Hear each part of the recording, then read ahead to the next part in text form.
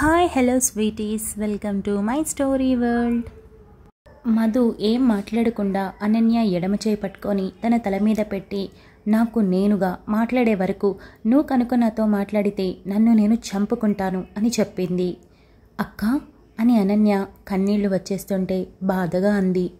అవును, కర్మ కొద్దీ నీ అక్కని నేనే చెప్తున్నాను, దయచేసి నువ్వు నాతో మాట్లాడకు అని తన చేతిని వదలడంతో అనన్య ఇంకేం మాట్లాడకుండా అక్కడి నుండి వెళ్ళిపోయింది. దేవాంష్కి లోపల మాట్లాడిన మాటలు పూర్తిగా వినిపించి అనన్య వెళ్ళిపోయిందని కన్ఫర్మ్ చేసుకున్నాక డోర్ ఓపెన్ చేయడంతో మధు అలాగే బెడ్ మీద పడి మళ్ళీ ఏడవడం చూసి దేవాంష్ దగ్గరికి వెళ్ళి, ఏదో మాట్లాడాలి అన్నప్పుడు సూటిగా అడిగిన వాటికి సమాధానం చెప్తే అయిపోతుంది కదా, ఎందుకు మాట్లాడను అని చెప్పావు అని అడిగాడు. మధు ఏడుస్తూ లేచి కూర్చుని దేవాంష్ భుజం మీద తలవాల్చి, దేవ్, అది నా చెల్లెలు, అదేం అడిగినా నాకు ఇవ్వాలనిపిస్తుంది, ఆఖరికి నిన్ను కూడా ఇచ్చేయాలి అనిపిస్తుంది, బాధ ఉంటుంది, అంతెందుకు చచ్చిపోవాలనిపిస్తుంది కూడా, ఆ ఆలోచన భరించలేకపోతున్నాను, అయినా పర్లేదు, నా చెల్లికి నిన్ను ఇచ్చేద్దామనిపిస్తుంది, కానీ చెప్పాను కదా, తనని నా బిడ్డ అనుకున్నప్పుడు నా భర్తని తనకిచ్చి తండ్రితో తప్పు చేయమని నేను చెప్పలేను, ఆ ఒక్క కారణంతో నేను సైలెంట్ అయిపోతున్నాను, అది మాట్లాడితే కన్విన్స్ అయిపోతాను, మాట్లాడిన 2 నిమిషాల్లోనే దేవుని తీసుకో, నాకు అక్కర్లేదు, దూరంగా వెళ్ళిపోతాను అని చెప్పాలనిపిస్తుంది, కానీ చెప్పలేక తనని మాట్లాడొద్దు అని చెప్పాను, ఏం చేయమంటావు, ఇంతకంటే వేరే మార్గం లేదు అని మధు చెప్పింది. దేవాంష్కి మధు పరిస్థితి అర్థమయ్యి మొదటి నుండి ఉన్న వాళ్ళ బంధం అర్థం చేసుకొని మధు తనని ఎప్పటికీ వదిలిపోదని నమ్మకం కలగడంతో చిన్నపాటి సంతోషం కలిగి, సరేరా, నీకెలా నచ్చితే అలానే చేయి, వీలైతే ఒక 2-3 రోజులు ప్రశాంతంగా ఉండి ఆలోచించి తర్వాత అనన్యతో మాట్లాడు, నీ ఫీలింగ్స్ ఏంటన్నవి తనకి క్లియర్గా అర్థమయ్యేలా చెప్పు, అర్థం చేసుకుంటుందేమో, ఎంతమంది చెప్పినా అర్థం కానిది నువ్వు చెప్తే అర్థమవుతుందేమో, సరేనా అని దేవాంష్ అనడంతో మధు తల ఊపింది. సరే, లంచ్ చేద్దాం పదా, మార్నింగ్ గుడికి వెళ్ళేటప్పుడు నువ్వు అసలేం తినలేదు కదా అని దేవాంష్ చెప్పడంతో నాకేం ఆకలిగా లేదు అని మధు చెప్పింది. ఆకలి లేకపోయినా నోట్లో ముద్ద పెట్టుకుంటే లోపలికి వెళ్ళిపోతుంది, అడ్డుపడదు అని దేవాంష్ అన్నాడు. మధు తప్పక లేచి అదే డ్రెస్తో హాల్లోకి వెళ్ళింది. దేవాంష్ భోజనం చేశాక తను వర్క్ చేసుకుంటూ మధ్యలో సుభాష్ ఫోన్ నుండి యాక్సిడెంట్ ఎవరైతే చేయించారో ఆ నెంబర్కి కంటిన్యూగా కాల్స్ చేస్తూనే ఉన్నాడు. రంజిత్ ఆ ఫోన్ మెయింటైన్ చేస్తున్నా ఎప్పుడూ సైలెంట్లో ఉండటంతో చూసుకోకపోగా లంచ్ చేసి రూమ్లోకి వెళ్ళి అనుకోకుండా తన వర్క్కి సంబంధించిన థింగ్స్ తీసుకుంటూ ఫోన్ వైబ్రేట్ అవ్వడం చూసి చేతుల్లోకి తీసుకొని అందులో సుభాష్ నెంబర్ చూసి, ఏంటి ఈ నెంబర్కి చేస్తున్నాడు అని రంజిత్ ఆలోచించి కాల్ కట్ చేశాడు.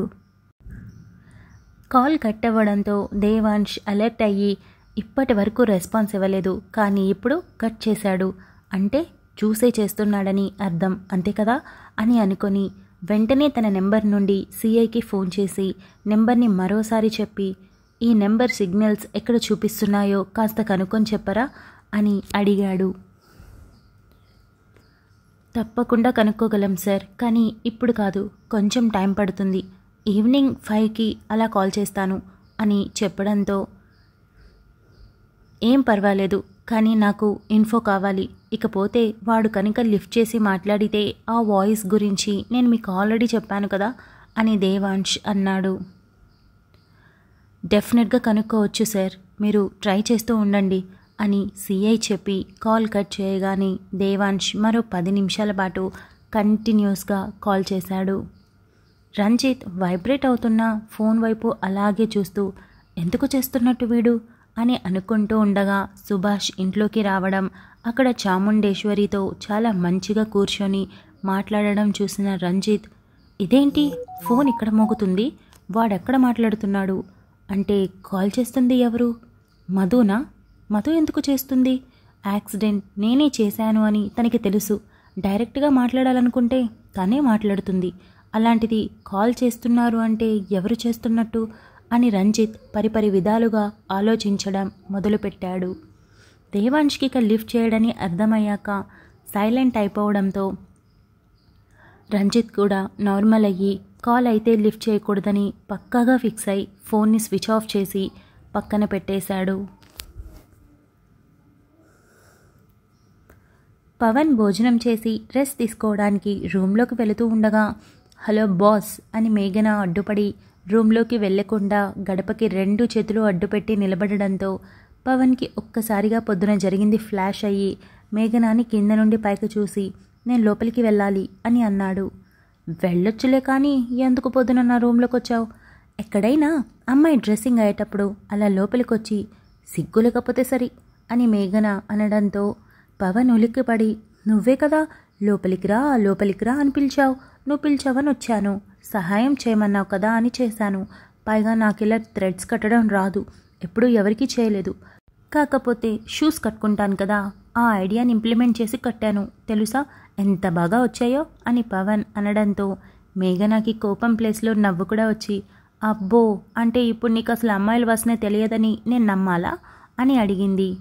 నమ్మడం ఏంటి, అదే నిజం, నాకు తెలిసిన అమ్మాయిలు ఎవరు అంటే మా బుజ్జి అనన్య మాత్రమే, ఇంకెవరూ తెలియదు, ఇకపోతే నువ్వు పిలిచావని రూమ్లోకి వచ్చాను, నేనేమీ రాలేదు, అయినా అమ్మాయిలు డ్రెస్సింగ్ అయ్యేటప్పుడు డోర్ లాక్ చేసుకోవాలి, మిస్టేక్ నీదే అని పవన్ అన్నాడు. అవును మరి నేను సోకు చేసుకొని సింగారించుకునేది నువ్వు చూడాలని డోరు బార్ల తెరిచి రావయ్యా రా అని పిలిచాను మరి అని మేఘన అనింది. అలా అని నేను అనలేదు, కానీ నువ్వు పిలవడం వల్లే వచ్చాను అని పవన్ అన్నాడు. పిలిచింది మా అమ్మని అని మేఘన అనడంతో నేను వినేటప్పుడు నువ్వు అమ్మ అని ఎక్కడా మెన్షన్ చేయలేదు, మిస్టేక్ ఈజ్ యువర్స్ అని పవన్ అన్నాడు. సరే అదంతా కాదు కానీ జస్ట్ సారీ చెప్పి వెళ్ళు వదిలేస్తా అని మేఘన చెప్పడంతో నేను సారీ చెప్పాలా, ఎందుకు, నేను హెల్ప్ కదా చేశాను అని అన్నాడు. మేఘన అలాగే చూస్తూ ఈయనగారు సాయం చేయకపోతే ఇంకెవ్వరు చేయరు, ఓవర్ యాక్షన్ చేస్తున్నాడు ఓవర్ యాక్షన్, సహాయం చేసినందుకు గుడ్లు అప్పగించి నన్ను బాగా చూసావుగా అని మేఘన అడగడంతో పవన్ తడబడిపోతూ నేనేం చూడలేదు అని చెప్పాడు.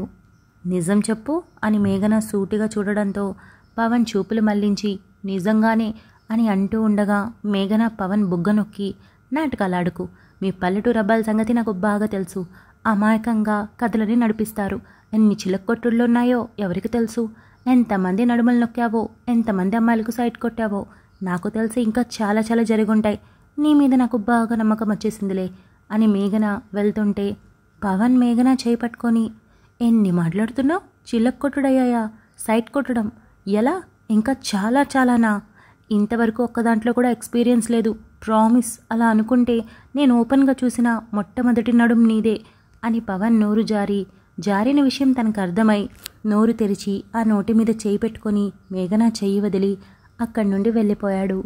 మేఘన గుర్రుగా చూస్తూ పవన్ వెళ్ళిపోయాక తెలియకుండానే నవ్వు రావడంతో నమ్మచ్చా వీణ్ణి, నమ్మాలి అనిపించేలా మాట్లాడుతున్నాడు, కానీ మాటలైతే చాలా క్యూట్గా ఉన్నాయి అని అనుకొని అసలైతే ఏముంది, అలా అనుకుంటే నేను షార్ట్ డ్రెస్ వేసుకొని హైదరాబాద్ మొత్తం చుట్టేస్తాను, ఎంతమంది చూడట్లేదు, కానీ ఈయనగారేమో తడబడిపోతున్నారు అని మేఘన నవ్వుకొని అక్కడి నుండి వెళ్ళింది.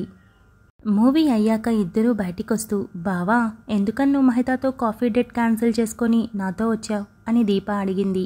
నీకు ఇష్టం లేదా, నచ్చలేదా అని సాగర్ అడిగాడు. అంత మాట అనుకు, నాకు చాలా నచ్చింది అని దీప చెప్పి అయ్యయ్యో ఓవర్ ఎగ్జైట్ అవుతున్నా అని అనుకుని సాగర్ వైపు చూసి పళ్ళన్నీ బయటపెట్టి ఒక నవ్వు నవ్వింది. సాగర్ కళ్ళెగరేసి ఏంటి అని అన్నాడు. ఏం లేదు బావా, నువ్వు అడిగిన దానికి సమాధానం చెప్పలేదు అని దీప మళ్ళీ అడిగింది. ఎందుకంటే వాళ్ళెవరూ నాకు అలవాట్లేదు అని సాగర్ బైక్ స్టార్ట్ చేశాడు. దీప ఆలోచిస్తూ ఉండగా బైక్ ఎక్కు అని సాగర్ అన్నాడు. దీప బైక్ ఎక్కుతూ ఒకవేళ అలవాటు పడితే అని అడిగింది. సాగర్ వెనక్కి తిరిగి దీప వైపు చూసి అలవాటు చేసుకోవాలి అనుకోవట్లేదు అని చెప్పి తిరగడంతో దీప అందంగా నవ్వుతూ వెనక నుండి 2 చేతులతో నా బంగారు కొండ అని దిష్టి తీసింది. సైడ్ మిర్రర్ నుండి చూసి సాగర్ నవ్వుకొని అమ్మాయిలు చాలా పొసెసివ్గా ఉంటారు అని విన్నాను, ఇప్పుడు చూస్తున్నాను, నాకేమీ నిన్ను ఊరికే హర్ట్ చేయాలని లేదు, అందుకే నిన్న నువ్వు లవ్ చేస్తున్నావా లేదా తెలుసుకోవడానికి ప్రయత్నించాను, ఇప్పుడు అవసరం లేదు, ఇక అసలు ఏ అవసరం లేదు అని అనుకున్నాడు. బావా ఏం ఆలోచిస్తున్నావు, ఫాస్ట్గా పోనివ్వు అని దీప అనడంతో ఆలోచనలో నుండి బయటకు వచ్చిన సాగర్ చిన్న నవ్వుతో సరే అని బైక్ రైస్ చేశాడు. మధు నిద్రపోవడం చూసిన దేవాంశ్ టైం చూసి సాయంత్రం 6 అవుతూ ఉండగా బాగా స్ట్రెస్ ఫీల్ అవుతున్నట్టుంది. పొద్దున్న నిద్రపోయింది, మధ్యాహ్నం నుండి నిద్రపోతూనే ఉంది అని అనుకొని దగ్గరికి వెళ్ళి మధు మధు అని నిద్రలేపాడు. మధు మత్తుగా కదులుతూ రోజంతా నిద్రపోవడంతో ఆ మత్తు ఇంకా దిగక మెల్లగా కళ్ళు తెరిచి చెప్పు దేవ్ అని అడిగింది. సాయంత్రం 6 అవుతుంది, ఈ టైంలో పడుకుంటే బాగోదు లేరా అని దేవాంశ్ అన్నాడు. మధు బలవంతంగా లేచి కూర్చొని చాలా ఎక్కువసేపు పడుకున్నా కదా, కాస్త ముందే లేపాల్సింది అని బయట వాతావరణం చూసి అడిగింది. డోంట్ వరీ, ఇప్పటి వరకు మంచి నిద్రపోయావు, మళ్ళీ నైట్కి నిద్ర రాదేమో అని లేపాను. సరే నీకోసం మంచి కాఫీ తెస్తానుండు అని దేవాంశ్ బయటకు వచ్చేసరికి హాల్లో ఒక్కరు కూడా కనిపించకపోవడంతో అందరూ మాట్లాడుకుంటూ పెళ్లి కార్డ్స్ మీద పేర్లు రాయడం, ఏ ఊర్లో ఎవరెవరికి పంచాలో అన్నింటినీ డివైడ్ చేసే పనిలో ఉన్నారని అర్థమై కిచెన్లోకి వెళ్ళి ఫ్రిడ్జ్లో నుండి పాలు తీసి మధు కోసం కాఫీ చేసుకొని వస్తూ ఉండగా తులసి, అనన్య లోపలికి వచ్చారు. దేవ్ అని చేతిలో పొగలొస్తున్న కాఫీని చూసి నువ్వు చేశావా, నన్ను పిలవాల్సింది కదా అని తులసి అనింది. పర్లేదత్తయ్య, మధు నిద్రలేచింది, ఇంకా మంకుగా ఉంది, వేడి కాఫీ తాగితే కొంచెం బాగుంటుంది కదా, అందుకే చేశాను. పర్లేదు, నేను బాగానే చేస్తాను అని దేవాంశ్ అన్నాడు. అయ్యయ్యో అలా కాదు, ఇంతమంది ఆడవాళ్ళముండగా నువ్వు చేయడం ఎందుకని అని తులసి అనింది. మధు కోసం కదా చేస్తాను అని దేవాంశ్ చిన్న నవ్వుతో చెప్పి వెళ్ళిపోయాడు. తులసి వెళ్తున్న దేవాంశ్ని చూసి అందమైన నవ్వుతో పక్కనే ఉన్న అనన్య వైపు చూసి, చూసావా, భార్య కోసం నలుగురు ఉన్నా పట్టించుకోకుండా తన పనే ఇంపార్టెంట్ అని చేసుకుని వెళ్తున్నాడు, అడిగితే నా భార్య కోసం కదా అని ఎంత బాగా చెప్పాడో. ఈ రోజుల్లో ఇలాంటి మగాళ్ళు దొరకడం చాలా కష్టం, అలాంటిది మీ అక్కకి నీకు అదృష్టం రాసిపెట్టింది కాబట్టి ఆ ఇంట్లో పిల్లలు దొరికారు. వివేక్ కూడా అచ్చం దేవాంశ్ లాగే, ఇద్దరూ ఒకలాంటి వాళ్ళు, ఒకే తీరులో మాత్రమే కాదు బుద్ధిలో, గుణంలో, వ్యక్తిత్వంలో ఇద్దరూ ఒకటే. రేపటి రోజు వివేక్ నిన్ను ఇలాగే చూస్తాడు. అలా చూడాలి అంటే ముందు నువ్వు నా భర్త, నా కుటుంబం అని విలువిచ్చి జరిగిన దాన్ని మనసులో నుండి పక్కకు నెట్టి సంతోషంగా ఉన్నప్పుడు, వాళ్ళని సంతోషపెట్టినప్పుడు. నేనేమీ ఏది బలవంతంగా చేయమని చెప్పట్లేదు, కానీ మధు తన భర్త, తన కుటుంబం అని అనుకుంటుంది కాబట్టి వాళ్ళు కూడా దాని మీద ప్రాణాలు పెడుతున్నారు. నువ్వు అలాగే ఉంటే రేపు నీ మీద కూడా అలాగే పెడతారు. అంత ప్రేమని దక్కించుకోవాలా వద్దా అన్నది నీ మీద ఆధారపడి ఉంటుంది. ఆలోచించు. ఇదంతా నేను నీకు హితబోధ చేయాలని చెప్పట్లేదు, నా బిడ్డ సంతోషానికి అర్హురాలు కాబట్టి చెప్తున్నాను. నువ్వు సంతోషంగా ఉండాలి అని కోరుకుంటున్నాను కాబట్టి చెప్తున్నాను అని తులసి చిన్న నవ్వుతో చెప్పి కాఫీ తాగుతావా అని అడిగింది. అనన్య ఆలోచిస్తూనే తల ఊపడంతో సరే, ఇప్పుడు వరకు చాలా కష్టపడ్డావు కదా, కూర్చో, నేను వెళ్ళి తీసుకొస్తా అని తులసి వెళ్ళింది. ఇదిగోండి మేడం, వేడి వేడి కాఫీ అని దేవాంశ్ అనడంతో బెడ్ మీద కూర్చొని కళ్ళు మూసుకొని తూగుతున్న మధు కళ్ళు తెరిచి కాఫీ సెగ తన ముక్కు పుటాలని తాకగానే ఆ స్మెల్కి మైమరిచి కప్ అందుకొని, చూసావా మా అమ్మ ఎంత మంచిగా చేసిందో, స్మెల్కే తాగాలనిపిస్తుంది అని మధు అంటూ ఒక సిప్ చేయగానే కళ్ళు తెరిచి, ఇది నువ్వు చేసావా అని అడిగింది. దేవాంశ్ చిన్న స్మైల్ చేసి తల ఊపడంతో థ్యాంక్ యూ అని మధు రిలాక్స్గా ఫీల్ అయి మిగిలిన సగం కప్ దేవాంశ్ చేతిలో పెట్టి నువ్వు తాగు అని చెప్పింది. దేవాంశ్ మిగిలిన కాఫీ ఫినిష్ చేసి కాఫీ కప్ పక్కన పెడుతూ, మధు, ఈరోజు నేను నీకు ఇంకొక విషయం స్ట్రాంగ్గా చెప్పాలనుకుంటున్నాను అని అన్నాడు. ఏంటి అని మధు చూడడంతో, వేరే వాళ్ళ గురించి ఆలోచించడం మానే, నీ గురించి నువ్వు ఆలోచించుకో. ఇలా మనసులో, మెదడులో 100 ఆలోచనలు పెట్టుకొని ఆలోచిస్తూ ఉంటే లేనిపోని జబ్బులన్నీ వస్తాయి. మెంటల్ స్ట్రెస్ చాలా ఎక్కువ తీసుకుంటున్నావు. నేను చెప్తున్నాను, నీ వరకు ఏమీ రావు, మధ్యలో నేనున్నాను, నువ్వేమీ ఆలోచించకు, సరేనా అని దేవాంశ్ సూటిగా తన కళ్ళల్లోకి చూస్తూ చెప్పాడు. మధు తల ఊపుతూ ఎలా ఆలోచించకుండా ఉండాలి? ఒక పక్క రంజిత్ అమ్ముని పెళ్లి చేసుకుంటాడేమోనని భయం, మరో పక్క అన్నయ్యతో అమ్ము పెళ్లి ఎలా ప్లాన్ చేయాలో అన్న ఆలోచన, మరో పక్క అని అనుకోగానే మధుకి రమ్య గుర్తొచ్చి విజిటింగ్ కార్డ్ ఎక్కడ పెట్టాను అని ఆలోచించడం మొదలుపెట్టి వెంటనే ఆలోచనల నుండి బయటకు వచ్చి, అలాగే నువ్వుండగా నాకేంటి అని అనింది. సరే, కాస్త ఫ్రెష్ అవ్, మనం బయటికి వెళ్దాం అని దేవాంశ్ చెప్పడంతో మధు హుషారుగా లేచి 10 నిమిషాల్లో రెడీ అయిపోతాను అని ఫ్రెష్ అవ్వడానికి వెళ్ళింది. మధు ఫ్రెష్ అయ్యి వచ్చేసరికి అక్కడ దేవ్ లేకపోవడంతో వెంటనే తన హ్యాండ్ బ్యాగ్ తీసి మొత్తం వెతకడం మొదలుపెట్టింది. ఆ విజిటింగ్ కార్డ్ ఎక్కడ కనిపించక, దేవుడా ఎక్కడ పెట్టాను అని ఆలోచిస్తూ గుర్తు రాగానే తల కొట్టుకుని ఫాస్ట్గా వెళ్ళి తన ఫోన్ తీసి వెనుక ఫోన్ కేసు ఓపెన్ చేయగానే అందులో విజిటింగ్ కార్డ్ పెట్టి ఉండటంతో దొరికిందోచ్. అమ్మయ్యా, ఈ విషయం ఎలా మర్చిపోయాను. ఇక్కడ నా రమ్య అమ్మా నాన్న లేకపోతే ఏంటి, అక్కడ ఆ రమ్య ఉంది కదా. చచ్చిపోయిన వాళ్ళు ఎందుకు చచ్చిపోయారో చెప్పలేకపోవచ్చు, కానీ బ్రతికున్న రమ్య వీడు ఏం చేశాడో చెప్పగలదు కదా. కానీ ఇప్పుడే తనకి చెప్పి తను రంజిత్కి ఫోన్ చేసి క్లూ ఇచ్చిందంటే మొత్తం చెడిపోతుంది. చాలా జాగ్రత్తగా డీల్ చేయాలి. ఈ 2 రోజులు మంచిగా ఫ్రెండ్షిప్ చేసి పెళ్ళికి ఇన్వైట్ చేయాలి. ఇదైతేనే బెస్ట్ ఐడియా అని మధు అనుకుంది. ఏం ఆలోచిస్తున్నావు అని దేవాంశ్ రూమ్లోకి వస్తూ అడిగాడు. ఏం లేదు అని మధు నవ్వుతూ దేవాంశ్ దగ్గరికి వెళ్ళి బుగ్గ మీద ముద్దు పెట్టి, నీ వల్లే నాకు రమ్య గుర్తొచ్చింది, నువ్వు మాట్లాడటం వల్లే అని మధు మనసులో అనుకొని 5 నిమిషాలు అని చకచక అద్దం దగ్గరికి వెళ్ళి రెడీ అయి వెళ్దామా అని అడిగింది. ఇద్దరూ కలిసి బయటికి వెళ్ళారు. దేవాంశ్ మధు టౌన్కి వెళ్ళి ఒక 2 గంటల పాటు సరదాగా తిరిగి వస్తూ ఉండగా సిఐ ఫోన్ చేయడంతో లిఫ్ట్ చేసి చెప్పండి అని అన్నాడు. సార్, మీరు చెప్పిన నెంబర్ లొకేషన్ ట్రేస్ చేశాను, అది ఒక విలేజ్లో సిగ్నల్ చూపిస్తుంది అని సిఐ అన్నాడు. దేవాంశ్ నొసలు చిట్లించి విలేజ్ పేరేంటి అని అడిగాడు. సిఐ ఊరు పేరు చెప్పగానే దేవాంశ్ షాక్ అయ్యి ప్రెజెంట్ నేను అక్కడే ఉన్నాను అని అన్నాడు. మొదటి సిగ్నల్ అక్కడే చూపించింది, ఆ తర్వాత స్విచ్ ఆఫ్ చేశాడనుకుంటా, అందుకే ఇప్పుడు సిగ్నల్ చూపించట్లేదు సార్, బట్ లాస్ట్ లొకేషన్ మాత్రం అదే అని సిఐ పక్కాగా చెప్పడంతో మధు ఉండటంతో ఏం మాట్లాడకుండా ఓకే ఓకే నేను తర్వాత కాల్ చేస్తాను మీకు అని కాల్ కట్ చేసి, ఈ ఊర్లోనా అంటే వెంటాడుతున్నాడా, ఎవరై ఉంటారు అని దేవాంశ్ ఆలోచించడం మొదలుపెట్టాడు.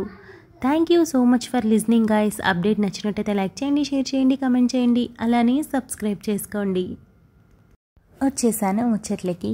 కమెంట్స్ అయితే చాలా మంచిగా అనిపించాయి. బాగుందని, వాయిస్ బాగుందని, కొత్త స్టోరీ అయినా కూడా చాలా బాగుంది, తొందరగా కనెక్ట్ అవుతున్నామని చెప్పారు. Thank you so much. ఇకపోతే మన రెగ్యులర్ రీడర్ ఒక కమెంట్ పెట్టారు, అసలు సంజు మంచివాడేనా అని. నాకు నవ్వొచ్చింది. ఇన్ఫ్యాక్ట్ మీరు గమనించినట్టయితే నా స్టోరీస్లో హీరోస్ ఎప్పుడు బెస్ట్గా ఉంటారు. హీరోసే కాదు, మనం లీడ్ రోల్స్ ఎవరినైతే చూపిస్తామో వాళ్ళని నేను బెస్ట్గానే చూపిస్తాను. ఎందుకు అనంటే వాళ్ళని చూసి వేరే వాళ్ళు ఇన్స్పైర్ అయ్యేలా ఉండాలి కానీ చెడిపోయేలాగా ఉండకూడదు అన్న థాట్.